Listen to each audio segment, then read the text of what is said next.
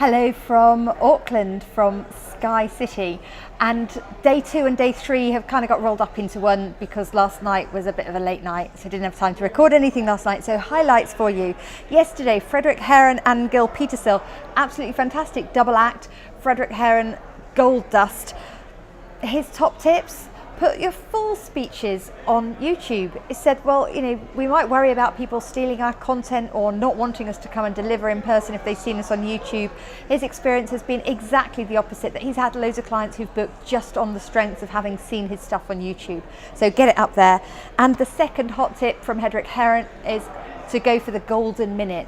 When you come off stage and you've done a fantastic job and people are all flocking around you, that's the time you're most likely to get booked again. So his advice: make sure that if you get any say in the matter, you get a slot just before a break, just before lunch, because that means your golden minute can stretch a little bit further and people don't transfer all of their love and delight in you and your speaking onto the next speaker who's after you.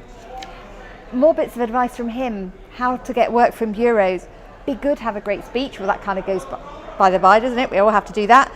Second, be easy to work with. And 3, don't be a diva. So same thing. Basically, we're all human beings and we should all be working our little socks off to deserve their attention. Then Simone de Haas and Steve Lowell did a fantastic stagecraft session, persuaded Steve to come over and speak for us, and I'm really looking forward to having him over with us in the UK. One of the things that I really liked about their talk, apart from the fact that they took us through the different areas of the stage, so Simone was talking about what's upstage, what's downstage, and where are the strength positions on stage for doing different things, was stressing the point that we all know, but we sometimes forget, that speaking's not about transferring information, it's about transferring emotion. And if your audience can see you having a good time, they're going to be having a good time too. Steve talked about the 3 circles of your performance level. So the first circle is if you're kind of a bit introverted and a bit nervous and a bit worried, which you could be doing because you're an inexperienced speaker, but equally you could use that to set the temperature and to set a certain tone at different points in your talk.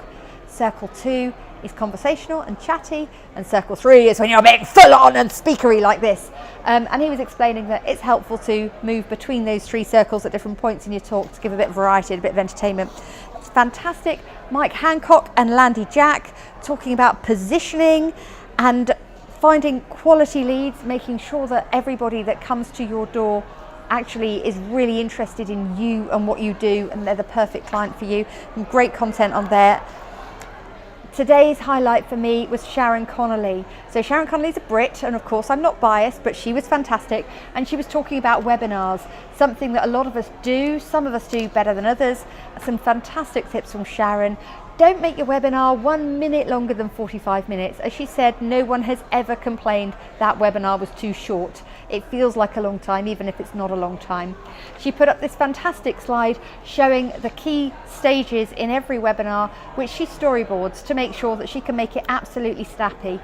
Edit, edit, edit. Craft your webinar like you would craft a speech, because these people are sat there with headphones on their ears and they need to be engaged completely for that period. She had some great tips about engagement too. You don't have to do polls and that kind of stuff that take a long time, but you can get people to engage in themselves. For example, you can say, all right, just take a minute to think about that and jot down the 3 things that you think you might be able to do with that when you get back to the office. So fantastic tips from her, brilliant day all round. I'm exhausted, glad we've got the evening off. I'll be back tomorrow.